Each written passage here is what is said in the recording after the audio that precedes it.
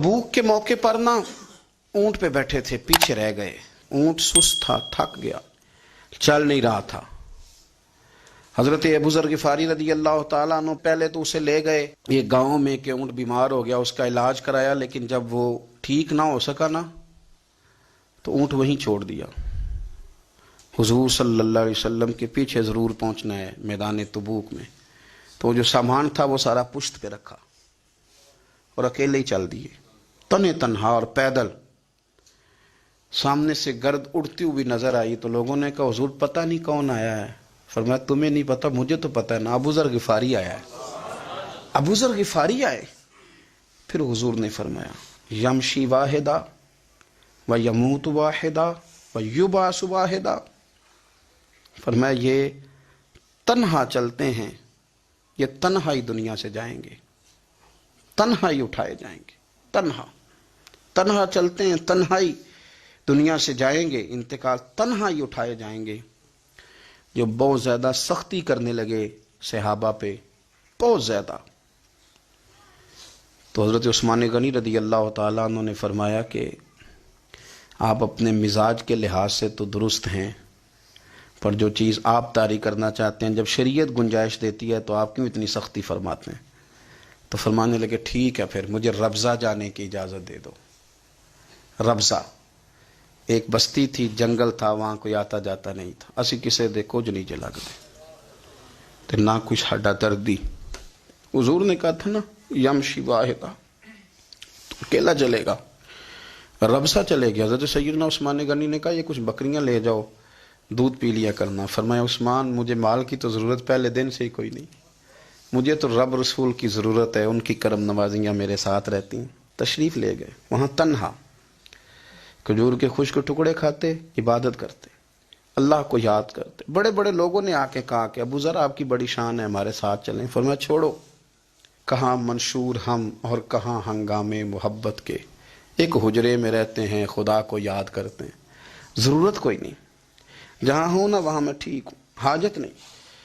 विसाल का वक्त आ गया, दुनिया से जाने का टाइम आ गया, अकेले हैं, बीवी है और बेटी है, जंगल का इलाका है, हज हो गया, रास्ते बंद हो गए, बीमार हो गए।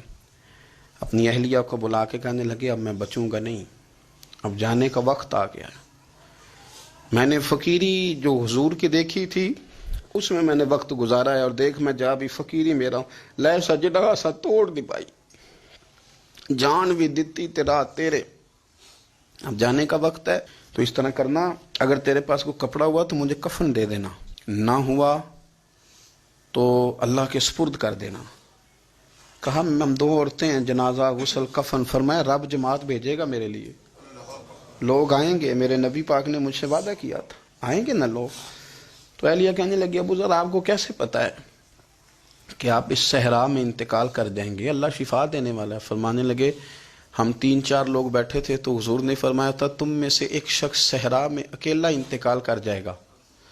तो वो मेरे जितने बाकी साथी थे वो सारे इंतकाल कर गए, अब मैं अकेला ही बचा, मुझे पता है वो मैं ही हूँ। तो तुम देखना तुम्हें कोई ना कोई मिल जाएगा गुस्ल कफन के लिए।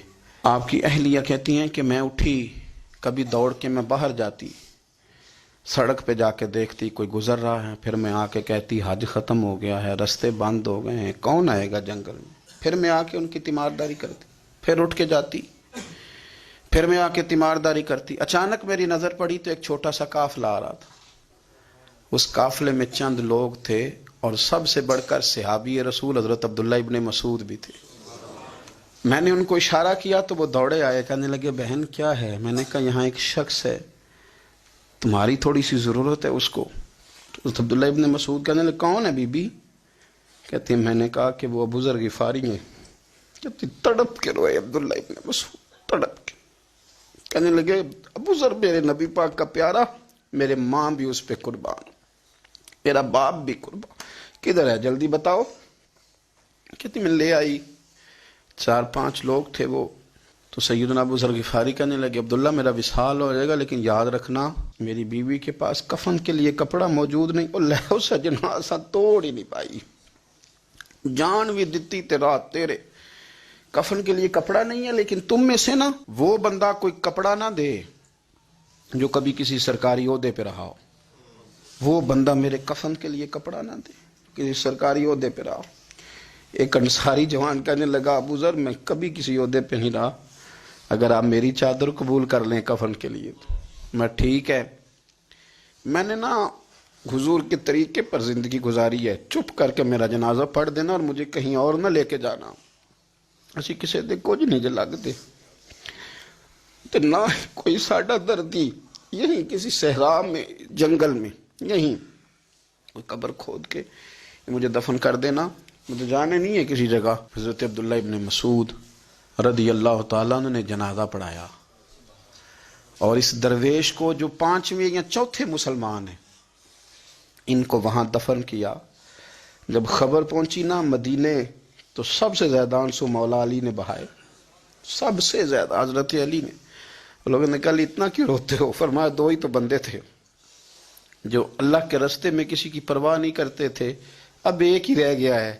کہا حضور کیا مطلب؟ فرمایا 2 ہی تھے، ایک ابو ذر اور ایک علی، اب اکیلا علی تو رہ گیا، وہ چھوڑ کے چلے گئے۔ حضرت سیدنا ابو ذر غفاری رضی اللہ تعالیٰ عنہ اس عظیم شخص کا نام ہے، سردار قبیلے سے تعلق تھا، بڑے بہادر تھے، پر حضور کو فقیری میں دیکھا تو پھر زندگی اسی فقیری میں گزار دی، اسی فقیری میں، اسی طریقے میں وفا کر کے نا اسی رنگ میں گزار دی، انہی نقشوں پہ رہے۔ اگرچہ جائز تھا، بڑے بڑے لوگ تھے، حضرت عبد الرحمن ابن عوف، بڑا مال تھا، حضور نے ان کو جنتی کہا، ان کے پیچھے نماز پڑھی، سب ٹھیک تھا، پر فرماتے تھے یار میں انکار نہیں کرتا، پر میرے نبی نے فقیری کی، حضور نے ایک وقت کھایا ایک وقت بھوک کاٹی، تم کس طرح بھر بھر کے پیٹ کھاتے ہو، تم کس طرح اتنی آسانیاں دیکھتے ہو؟